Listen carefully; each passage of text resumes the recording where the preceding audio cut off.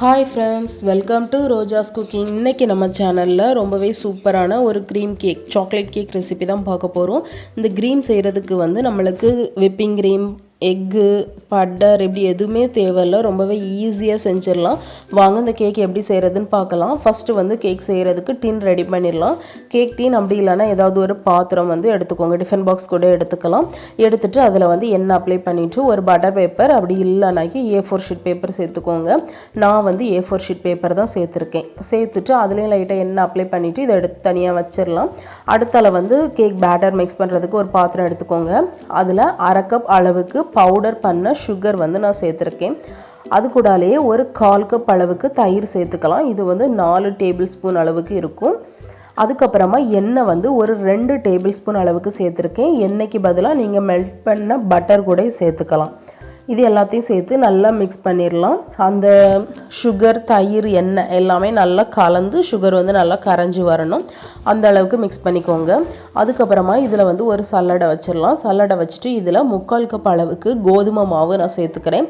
கோதுமை மாவுக்கு பதிலாக மைதா மாவு கூட சேர்த்துக்கலாம். டேஸ்ட்டு இன்னும் கொஞ்சம் நல்லாயிருக்கும். நான் கோதுமை மாவு தான் சேர்த்துருக்கேன். அதுக்கப்புறமா அது கூடாலே 1/2 டேபிள் ஸ்பூன் அளவுக்கு கொக்கோ பவுடர் சேர்த்துக்கலாம். அதுக்கப்புறம் அதில் 1 டேபிள் ஸ்பூன் அளவுக்கு பால் பவுடர் சேர்த்துருக்கேன். பால் பவுடர் ஆப்ஷனல் தான். அதுக்கப்புறமா பேக்கிங் பவுடர் ஒரு 1/2 டீஸ்பூன், பேக்கிங் சோடா ஒரு 1/4 டீஸ்பூன் சேர்த்துக்கலாம்.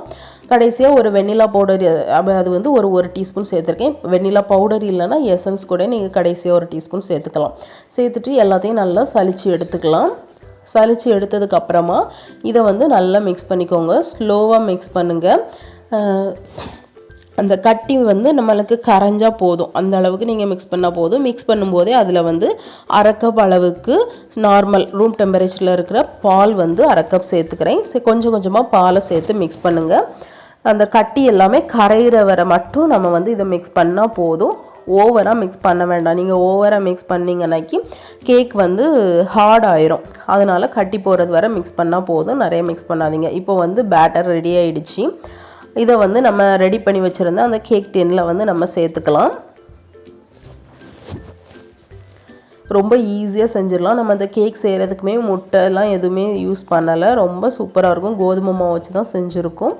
கடைசியாக ஒரு டூத் பிக் ஏதாவது வச்சு இதே மாதிரி நீங்கள் வந்து லைட்டாக அதில் பண்ணிங்கன்னா உங்களுக்கு வந்து அந்த ஏர் பபிள்ஸ் எதுவும் இருந்துனாக்கி அதில் போயிடும்.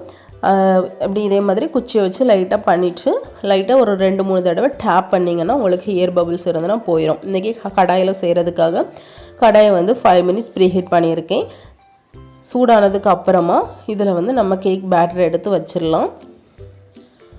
வச்சுட்டு ஒரு மூடி போட்டு ஒரு 30லேருந்து 40 நிமிஷத்துக்கு லோ ஃப்ளேமில் நம்ம வந்து பேக் பண்ணி எடுத்துக்கலாம்.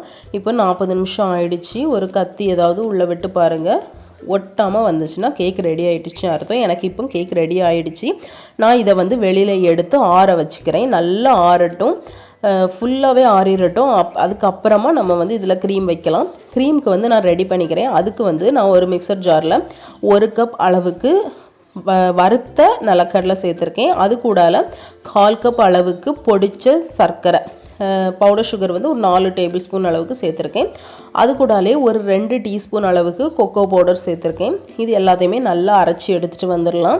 இது எல்லாத்தையுமே அந்த ஒரு பேஸ்ட் கன்சிஸ்டன்சிக்கு இது வரும். நீங்கள் வந்து விட்டு அரைச்சிக்கிட்டே இருந்தீங்கன்னா உங்களுக்கு இந்த கன்சிஸ்டன்சி வந்துடும். அது வரை அரைச்சி எடுத்துக்கலாம். அடுத்தால இதில் வந்து நான் ஒரு 2 டேபிள் ஸ்பூன் அளவுக்கு பட்டர் சேர்த்துருக்கேன். இதுக்கு பதிலாக நீங்கள் வந்து நெய் சேர்த்துக்கலாம். அப்படி இல்லைன்னா தேங்காய் எண்ணெய் சேர்த்துக்கலாம். அப்போ நம்மளுக்கு வந்து அது கொஞ்சம் தண்ணியாக ஆகிற மாதிரி இருந்தாலும் நம்ம ஃப்ரிட்ஜில் வச்சா கொஞ்சம் திக்காயிரும். நம்ம பட்டர், நெய், தேங்காய் எண்ணெய் அந்த 3ல் ஏதாவது ஒன்று சேர்க்கும்போது, அப்படி இல்லைனாலும் வனஸ்பதி உண்டுல்ல டால்டா, அது கூட நீங்கள் சேர்த்துக்கலாம். இப்போ நான் நல்லா அரைச்சி எடுத்துகிட்டு வந்துட்டேன். இதை வந்து கொஞ்சம் ஒரு 5 மினிட்ஸ் மட்டும் நான் ஃப்ரிட்ஜில் வச்சுருந்தேன். இங்கே வந்து கேக் எனக்கு நல்லாவே ஆறிடுச்சு. இதை வந்து நம்ம ரிமூவ் பண்ணிடலாம். கேக் டின்லேருந்து நான் வந்து அன்மோல்டு பண்ணிக்கிறேன். பட்டர் பேப்பரை வந்து ரிமூவ் பண்ணிடலாம். பாருங்கள் எவ்வளோ சாஃப்டாக ஸ்பாஞ்சியாக வந்திருக்குன்னு. ரொம்பவே சூப்பராக இருந்தது அந்த கேக்கு. அடுத்தால வந்து நம்ம அந்த பீனட் பட்டர் ஃப்ராஸ்டிங் வச்சுருந்தோம்ல, அதை வந்து நம்ம எடுத்துகிட்டு வந்துடலாம். பீனட் பட்டர் ஃப்ராஸ்டிங் வந்து நல்லா ரெடி ஆகிடுச்சு. இது வந்து இந்த அளவுக்கு இருந்தால் போதும், நம்மளுக்கு கரெக்டாக இருக்கும். இதை வந்து நம்ம பைப்பிங் பேக்கில் மாற்றிக்கலாம். அடுத்தால நம்ம வச்சுருந்த கேக்கில் வந்து ஒரு டூத் பிக் வச்சு இதே மாதிரி குத்திக்கோங்க. சின்ன சின்ன ஹோல்ஸாக நம்ம இதே மாதிரி குத்தி விட்டுடலாம். விட்டுட்டு இதில் வந்து நான் வந்து சாக்லேட் சிரப் ஒன்றும் இல்லை, ஒரு 1/4 கப் அளவுக்கு பாலில் 1 table spoon sugar, 1 teaspoon cocoa powder சேர்த்து நல்லா மிக்ஸ் பண்ணி வச்சுருக்கேன். அதை தான் நான் இதில் வந்து ப்ரஷ் பண்ண போகிறேன். நல்லா லைட்டாக ப்ரஷ் பண்ணிக்கோங்க. அப்புறம் நம்மளுக்கு வந்து என்ன கொஞ்சம் ஸ்பான்ச்சியாக சூப்பராக இருக்கும். சாக்லேட் சிரப் வந்து ப்ரஷ் பண்ணதுக்கப்புறமா இதில் வந்து சாக்லேட்டு அந்த பீனட் பட்டர் ஃப்ராஸ்டிங் இருக்குல்ல, அதை வந்து நம்ம சேர்த்துடலாம். நான் வந்து நிறைய சேர்க்கலை, லைட்டாக தான் மேலே சேர்த்துருக்கேன். அதுக்கப்புறம் ஃபுல்லாக வந்து நான் டெக்கரேட் பண்ணியிருக்கேன். உங்களுக்கு விருப்பமான மாதிரி நீங்கள் வந்து டெக்கரேட் பண்ணிக்கலாம். எப்படி தேவையோ அதே மாதிரி நீங்கள் டெக்கரேட் பண்ணிக்கோங்க. நான் வந்து ஸ்டார் நாசில் வச்சு சும்மா சுற்றி ஒரு டெக்கரேஷன் மாதிரி கொடுத்துருக்கேன். லைட்டாக சேர்த்துட்டு மேலே வந்து ஜெர்ரி பழம் வந்து நம்ம வச்சிடலாம். அது கூடாலே கொஞ்சமாக சில்வர் பால்ஸ் வந்து நான் போட்டிருக்கேன். அவ்வளோதான், என்னோடய டெக்கரேஷன் முடிஞ்சிச்சு. ரொம்ப சிம்பிளாக நம்ம வந்து செஞ்சு முடிச்சிடலாம். ரொம்பவே சூப்பராக இருக்கும். பீனட் பட்டர் ஃப்ராஸ்டிங் வச்சு கேக் ரெசிபி ரொம்ப டேஸ்ட்டாக இருந்துச்சு. கண்டிப்பாக ட்ரை பண்ணி பாருங்கள். அவ்வளோ சாஃப்டாக இருந்துச்சு. நான் உங்களுக்கு கட் பண்ணி காட்டுறேன் பாருங்கள். அவ்வளோ சாஃப்டாக, நம்மளுக்கு கட் பண்ணும்போதே தெரியும் இவ்வளோ சாஃப்டாக இருக்குது அப்படின்னு சொல்லிட்டு. ரொம்பவே சூப்பராக இருந்துச்சு.